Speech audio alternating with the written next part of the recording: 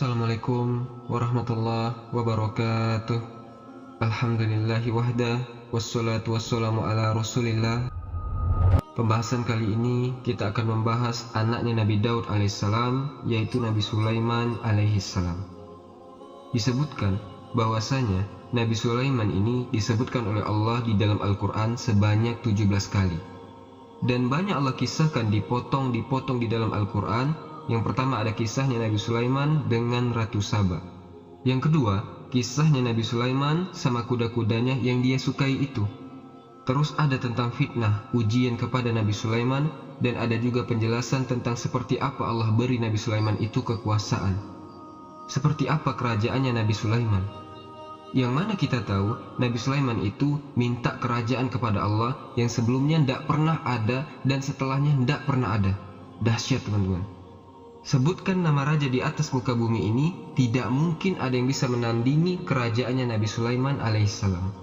Dan pernah kita sebutkan bahwasanya manusia yang pertama menguasai bumi ini ada 4. 2-nya Islam, hamba Allah subhanahu wa ta'ala, 2-nya kafir. Yang Islam, Sulaiman alaihissalam dan Zulkarnain. Yang 2-nya kafir, Namrud sama Bukhtun Nasr. 2 Islam, 2 kafir. Salah satunya yang kita bahas adalah Nabi Sulaiman alaihissalam.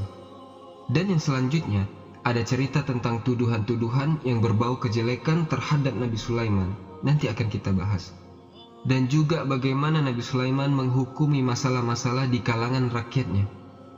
Dan juga gimana kisah meninggalnya Nabi Sulaiman alaihissalam. Disebutkan teman-teman sekalian, Allah subhanahu wa ta'ala berfirman di dalam surah An-Naml ayat 16. Wa warisa Sulaimanu Daud. Nabi Sulaiman itu mewarisi oleh Nabi Daud. Wa qala ya ayuhan nasu ulimna mantiqa tayri. Dan dia mengatakan, wahai manusia, kami telah diajari oleh Allah bahasanya burung. Coba bayangi teman-teman, jadi Nabi Sulaiman ini dikatakan mengerti bahasanya hewan. Maka teman-teman yang dimuliakan oleh Allah, kita tahu bahwasanya Nabi Sulaiman diwarisi oleh Nabi Daud bukan harta tapi ilmunya, dan diwarisi juga kenabiannya.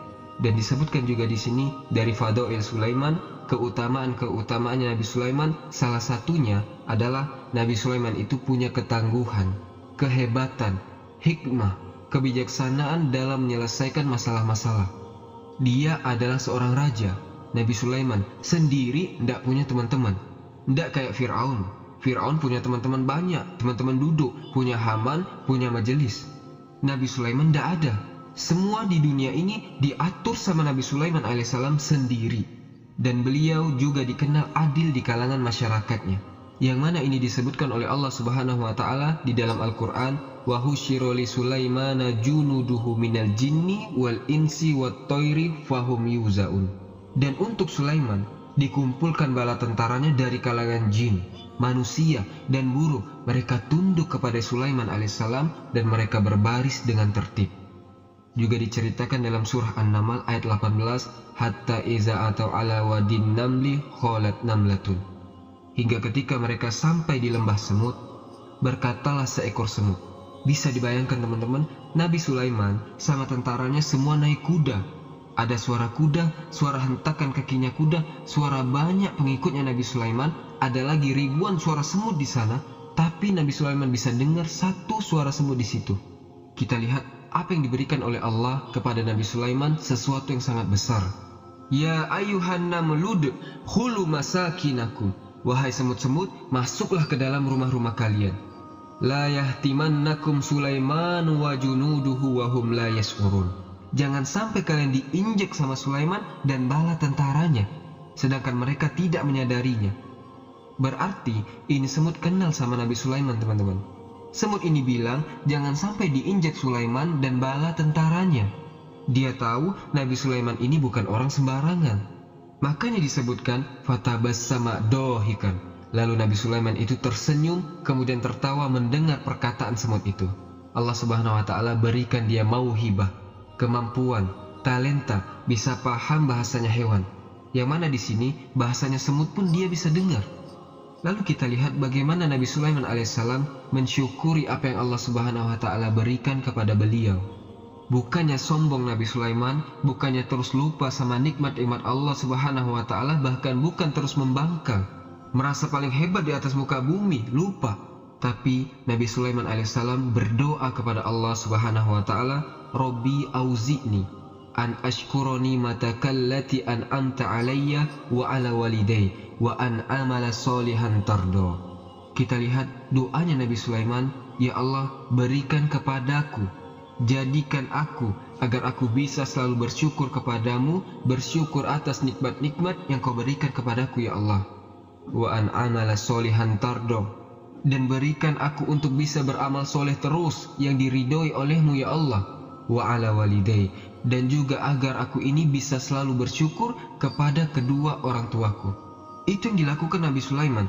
Dengar suara semut, dia tersenyum, bukan tersenyum sombong atau bangga. Ana bisa dengar suaranya semut, bukan begitu, tapi berdoa kepada Allah, bersyukur. Dan juga disebutkan di sini, Rasulullah SAW pernah menceritakan, suatu hari ada seorang nabi bersama pengikutnya minta hujan kepada Allah Subhanahu wa Ta'ala. Karena daerahnya kering, tidak ada hujan sama sekali, tanahnya kering kerontang, mereka butuh air. Akhirnya doa istisqa, minta hujan kepada Allah Subhanahu wa Ta'ala, nabinya dan para pengikutnya. Fa'izahum binamlatin drofi'atun ihda qawaimmiha. Lalu terlihat ada semut angkat tangan, teman-teman. Semut kan kakinya 4, diangkat 2 tangannya ini seperti orang yang mau berdoa. Semutnya ini berdoa kepada Allah agar Allah menurunkan hujan membasahi muka bumi ini.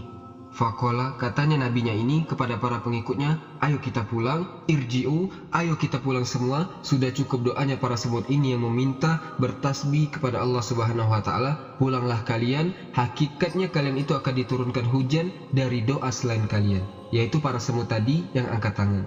Jadi kisah ini, katanya yang meriwayatkan hadis ini, nabi yang dimaksud adalah Nabi Sulaiman alaihissalam. Yang mana Nabi Sulaiman yang bisa dengar suaranya semut.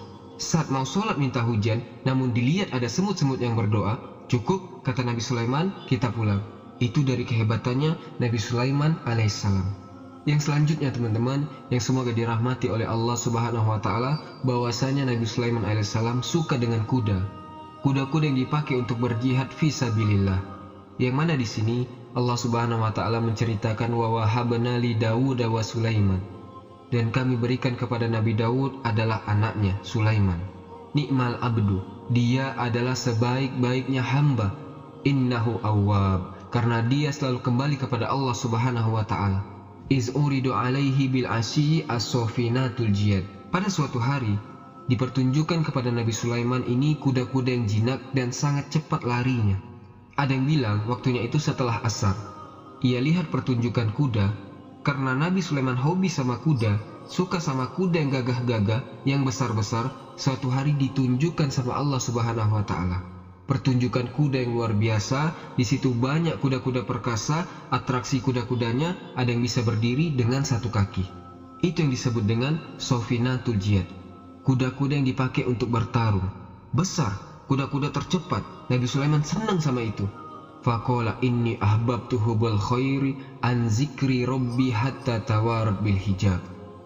Dari saking senangnya ini sama Allah diceritakan, Nabi Sulaiman bilang, ini ahbabtu hubbal khair. Aku sangat menyukai hal-hal seperti ini, sampai membuat Nabi Sulaiman lupa sama salah satu yang semestinya dia buat. Karena keasyikan nonton kuda-kuda itu, Nabi Sulaiman lupa berzikir sampai matahari terbenam. Kemudian apa yang terjadi teman-teman? Rudduha alayya. Sini datangkan itu kuda-kudanya. Fatafiqa masam bisuki wal a'naq. Dipotong kakinya sama kepalanya. Disembelih maksudnya, dikasih makan ke rakyatnya. Bayangkan, hobi sama kuda, sayang sama kuda-kudanya yang luar biasa. Tapi karena gara-gara kecintaan dunia yang ganggu dia ini, buat dia lupa berzikir mengingat Allah, disembelih semua kuda-kudanya. Lalu apa yang terjadi teman-teman? Setelah Nabi Sulaiman sembelih semua kuda-kudanya, yang membuat dia lalai kepada Allah Subhanahu wa Ta'ala, sama Allah diganti dengan makhluk yang lebih dahsyat daripada kuda-kuda. Allah Subhanahu wa Ta'ala berfirman, fasakhorna lahur riha. Kami tundukkan, kami beri kepada Sulaiman angin dari salah satu bala tentaranya. Tajri bi amrihi, yang angin itu bisa terbang, berangkat pulang pergi dengan perintahnya Nabi Sulaiman alaihissalam. Itu seorang hamba, kalau dia melepaskan sesuatu karena Allah Subhanahu wa Ta'ala, Allah akan ganti, teman-teman. Apalagi sesuatu ini bikin dia lalai dari Allah Subhanahu wa Ta'ala. Dia kasih itu ke orang agar dia itu tetap berada di jalan Allah, tidak lupa sama Allah Subhanahu wa Ta'ala, sama Allah diganti. Itu yang terjadi pada Nabi Sulaiman alaihissalam, diganti oleh Allah Subhanahu wa Ta'ala dengan angin. Menjadi tentaranya Nabi Sulaiman, mau kirim orang, tinggal perintah saja, berangkat anginnya. Yang selanjutnya teman-teman sekalian, kisah ada fitnah, cobaan kepada Nabi Sulaiman alaihissalam. Allah Subhanahu wa Ta'ala berfirman, "Wa laqad fatanna Sulaimana wa alqaina ala kursihi jasadan summa anab." Kami telah menguji, telah memfitnah Nabi Sulaiman, yang mana kami lemparkan di atas kursinya, di atas singgasananya Nabi Sulaiman, di tempat dia duduk, dilemparkan sama Allah jasadan. Satu jasad, seperti mayit begitu, yang membuat Nabi Sulaiman bertaubat kepada Allah Subhanahu wa Ta'ala. Dan ini sunatullah, teman-teman, bahwasanya orang-orang yang beriman, orang-orang yang berada di atas kesabaran, mengaku dirinya beriman kepada Allah Subhanahu wa Ta'ala, orang-orang ini akan diuji oleh Allah Subhanahu wa Ta'ala. Bahkan para nabi sekalipun akan diuji oleh Allah Subhanahu wa Ta'ala. Allah Subhanahu wa Ta'ala berfirman, "Wa laqad fatanna Sulaimana wa alqaina ala kursihi jasadan summa anab." Jasad apa? Jadi pertanyaan, teman-teman, apa yang diujikan oleh Allah Subhanahu wa Ta'ala kepada Nabi Sulaiman?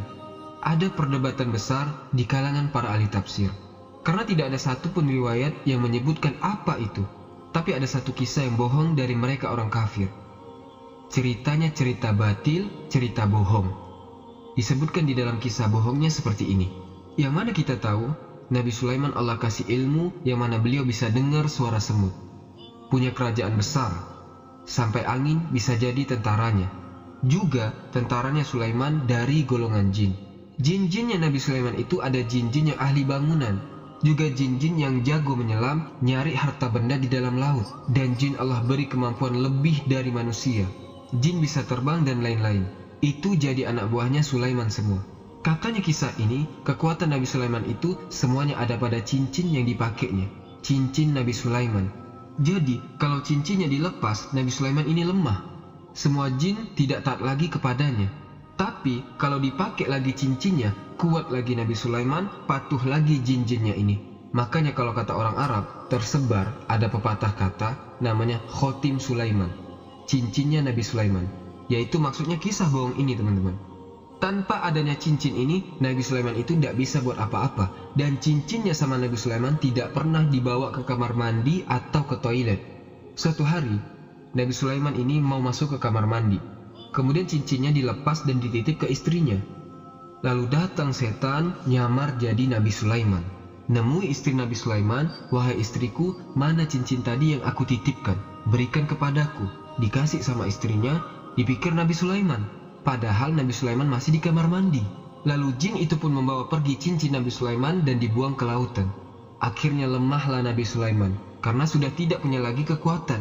Cincinnya hilang. Lama Nabi Sulaiman dalam keadaan seperti itu, lemah tak berdaya, jin-jin sudah tidak patuh kepadanya, bahkan jin yang menjadi penguasa saat itu bebas jin-jinnya karena tidak lagi diperintah oleh Nabi Sulaiman alaihissalam. Kemudian suatu hari Nabi Sulaiman pergi ke laut dan memancing. Begitu dapat ikan, dibelek ikannya, tidak tahu di dalamnya ikannya ada cincinnya Nabi Sulaiman. Ketemu lagi cincinnya, dipakai lagi sama Nabi Sulaiman. Seketika itu kembali kekuatan Nabi Sulaiman dan kerajaannya juga kembali. Jin-jin pun patuh lagi kepadanya, tidak ada yang berani. Nah, katanya ini adalah ujian dan cobaannya Nabi Sulaiman alaihissalam. Tetapi Khotim Sulaiman, kisah cincin Sulaiman ini kisah yang bohong, kisah batil. Karena apa? Setan itu tidak pernah bisa merubah wujudnya menjadi seorang nabi. Kata Rasulullah SAW, setan itu tidak bisa merubah wujudnya seperti aku, seperti Rasulullah SAW, tidak bisa. Sama para ulama dipukul rata, setan itu tidak bisa berubah wujudnya menjadi mukanya seorang nabi. Seluruh nabi setan tidak bisa tiru wajahnya, karena nabi ini mulia, dijaga oleh Allah. Namun pendapat yang benar masalah ini, apa itu cobaannya Nabi Sulaiman alaihissalam? Ceritanya seperti ini, disebutkan bahwasanya suatu hari dikisahkan Nabi Sulaiman itu punya 99 istri, teman-teman. Ini dikisahkan di dalam Sahih Al-Bukhari dari hadis Abu Hurairah radhiyallahu anhu. Berkata Nabi Sulaiman alaihissalam, "Aku akan keliling malam ini ke 99 istriku." Mau digauli 99 semuanya sama Nabi Sulaiman dalam satu malam, yang mana nanti setiap mereka akan hamil dan melahirkan kesatria yang akan berjihad fi sabilillah. Bisa bayangkan teman-teman, berarti setiap bergaul 99 kali, di setiap pergaulannya ada ejakulasi, mengeluarkan mani. 99 teman-teman, kalau 1-2 masih oke lah. Tapi ini 99 kali dalam satu malam. Tidak ada manusia bisa teman-teman, kalau ini bukan dipilih oleh Allah Subhanahu wa Ta'ala. Qala Rasulullah SAW mengomentari omongannya Nabi Sulaiman ini. Rasulullah SAW bersabda, "Walam yakul insyaallah." Tapi Nabi Sulaiman tidak bilang insya Allah. Mestinya Nabi Sulaiman bilang, malam ini aku akan menggauli istri-istriku dan kelak nanti akan melahirkan para kesatria yang berjihad di jalan Allah, insya Allah. Mestinya bilang begitu. Tapi di dalam perkataannya ini Nabi Sulaiman lupa tidak bilang insya Allah. Maka apa yang terjadi? Sama Allah dikasih ujian. Dari 99 istrinya yang melahirkan cuma 1. Itu pun yang lahir cacat teman-teman. Keluarnya cuma separuh manusia saja, jadi cacat. Wahuwa sahih, ini yang benar, yang dilemparkan sama Allah di kursi Nabi Sulaiman itu adalah anak ini yang separuh Bani Adam, separuh manusia. Summa anaba, lalu Nabi Sulaiman roja'a, kembali kepada Allah, minta maaf, bertaubat kepada Allah Subhanahu wa Ta'ala atas apa yang sudah beliau lakukan. Maka teman-teman, sampai di sini dulu kisahnya. Setelahnya kita akan membahas jin-jin yang tunduk kepada Nabi Sulaiman, dan juga cerita Nabi Sulaiman dan Ratu Balqis, dan juga bagaimana Nabi Sulaiman meminta kekuasaan yang besar kepada Allah Subhanahu wa Ta'ala, yang tidak ada memiliki kekuasaan lebih dari Nabi Sulaiman alaihissalam. Semoga bermanfaat. Subhanakallahumma wa bihamdika asyhadu an la ilaha illa ant astaghfiruka wa atubu ilaik. Wallahu ta'ala alam. Assalamualaikum warahmatullahi wabarakatuh.